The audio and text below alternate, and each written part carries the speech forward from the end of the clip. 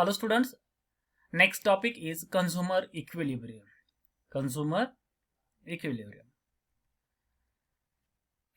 For understand consumer equilibrium, we must know the budget line or price line along with indifference curve. We already learned the indifference curve in this unit, but to derive consumer equilibrium, we must have a knowledge of budget line or price line. So budget line means the budget line represent those combinations of the two commodities that a consumer can purchase given his money income and the price of the two commodities. तो हमें consumer equilibrium निकालना है और consumer equilibrium निकालने के लिए दो चीजों की जरूरत होती है। एक होता है इंडिफरेंस कर्व जो हमने इससे पहले लर्न किया है, और दूसरी चीज होती है प्राइस लाइन और बजट लाइन। तो प्राइस लाइन जो है हम किसे कहते हैं? प्राइस लाइन जो है वो ऐसे कॉम्बिनेशंस को रिप्रेजेंट करती है टू कमोडिटीज के, जो कंज्यूमर उनके मनी इनकम से और जो कमोडिटीज के जो प्राइसेस है उसमें वो परचेस कर सकता है। तो कंज्यूमर का यहाँ पे जो है एक एग्जांपल दिया है कि मान लेते कि इनकम जो है वो 8 रुपीज है, किसी का इनकम जो है कंज्यूमर का 8 रुपीज है, और हमें एप्पल एंड ऑरेंजेस खरीदने हैं। एप्पल है 2 रुपीज को और ऑरेंज है 1 रुपीज को। हमारा इनकम कितना है? 8 रुपीज है।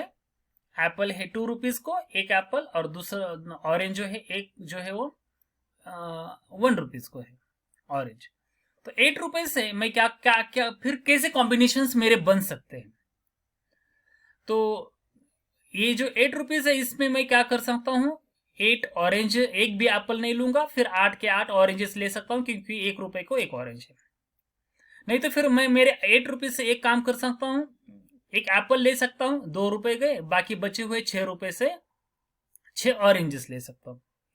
या फिर ऐसे भी कर सकता हूं कि मेरे 8 रुपए इनकम में से मैं जो है 2 एप्पल के 4 रुपए पर एप्पल 2 रुपीज के हिसाब से 4 रुपीज खर्च कर सकता हूं, और बाकी बचे हुए 4 रुपीज से ऑरेंजेस खरीद सकता हूं।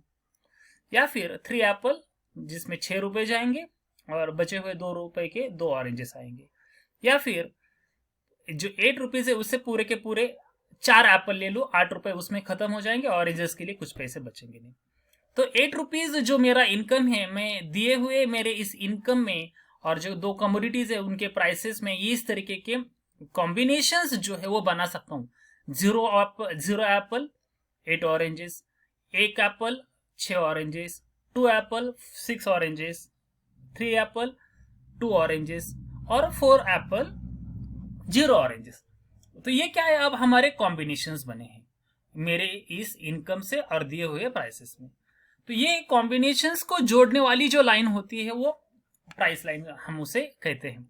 तो देखो यहाँ पे इस डायग्राम में ये प्राइस लाइन दिखाया है। ए बी, ये जो है ये क्या है? प्राइस लाइन है। ए बी जो है ये क्या है? प्राइस लाइन है। तो इसमें अगर हम लोग देखेंगे तो यहाँ पे ए इधर अगर हम लोग देखेंगे तो यहाँ पे क्या है?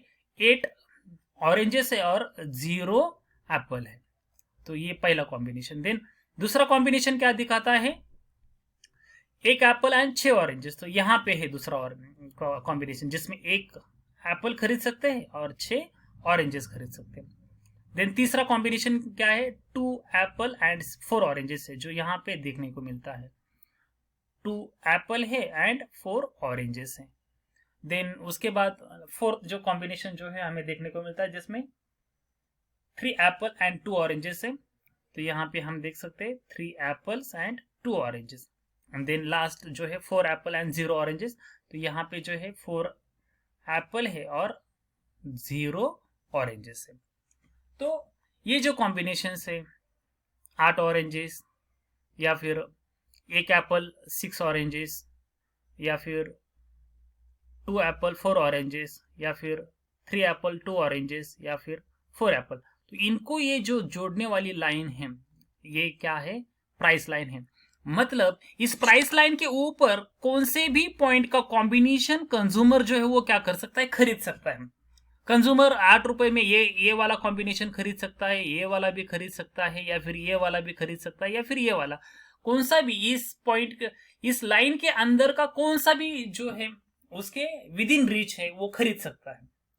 तो ये दिखाने का काम जो है ये प्राइस लाइन करता है।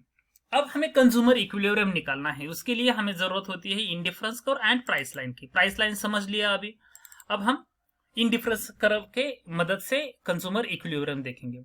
सो consumer equilibrium refers to a situation in which a consumer with given income and given prices purchase such a combination of goods and services as give him maximum satisfaction and he is not willing to make any change in it।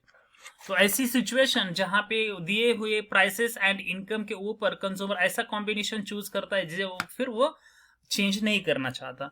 तो यहाँ पे indifference curve number, सबसे पहले A B, ये जो है क्या है, प्राइस लाइन दी है, ए बी जो है ये प्राइस लाइन है। तो यहाँ पे इंडिफरेंस कर्व नंबर 1 है, ये इंडिफरेंस कर्व नंबर 2 है, ये इंडिफरेंस कर्व नंबर 3 है, ये इंडिफरेंस कर्व नंबर 4 है। तो इंडिफरेंस कर्व नंबर में जितना 1 में जितना सेटिस्फैक्शन होगा उससे ज्यादा सेटिस्फैक्शन इंडिफरेंस कर्व नंबर 2 में होगा, क्योंकि वो उसके हायर लेवल पे है, बराबर। तो higher level indifference curve shows higher level of satisfaction, ये हमने कैरेक्टरिस्टिक देखा है।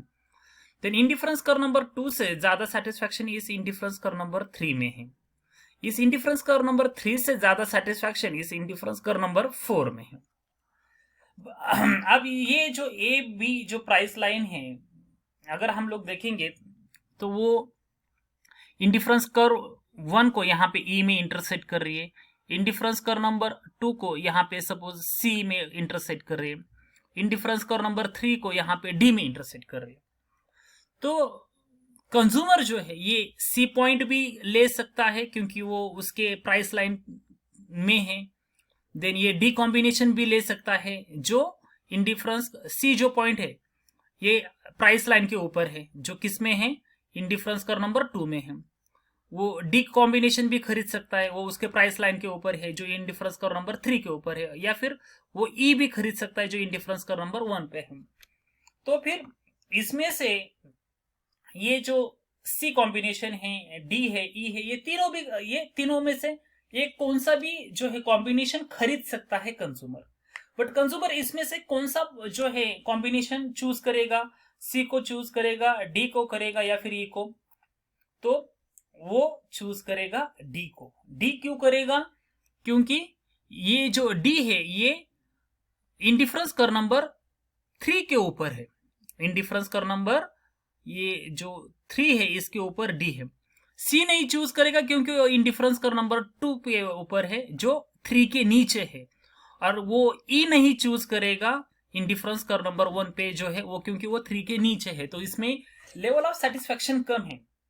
कंज्यूमर खरीद सकता है बट उसमें लेवल ऑफ सेटिस्फैक्शन कम है, इसलिए वो ऐसे ही कॉम्बिनेशन को खरीदेगा जहां पे उसको मैक्सिमम सेटिस्फैक्शन मिलता है। अब यहाँ पे डी से मतलब इंडिफरेंस कर्व नंबर 3 के डी से ज्यादा सेटिस्फैक्शन इंडिफरेंस कर्व नंबर 4 के एफ से है, बट वो फिर ये डी से ज्यादा सेटिस्फैक्शन एफ में है, तो फिर वो एफ को खरीद पाएगा क्या?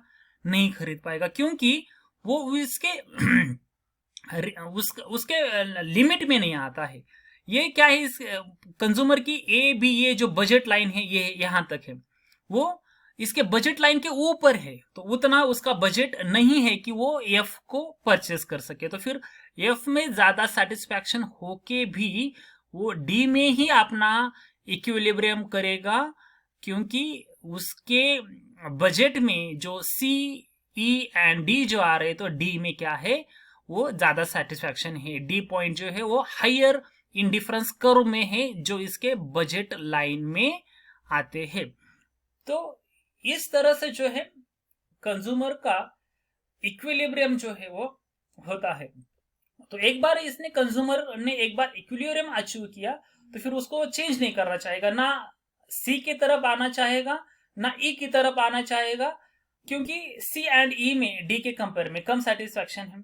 ना वो एफ की तरफ जा सकता है, एफ में वो जाना चाहेगा बट उसका बजट उसको वहां जाने नहीं देगा। उसका बजट क्या है, उतना नहीं कि वो एफ को, उसका बजट लाइन वहां तक नहीं है, बजट लाइन जहां तक है वहां तक ही वो खरीद सकता है, तो बजट के बाहर है, इसलिए वो डी के ऊपर ही अपना इक्विलिब्रियम जो है वो करेगा। इस तरह से कंज्यूमर इक्विलिब्रियम जो है वो आइडेंटिफाई किया जाता है।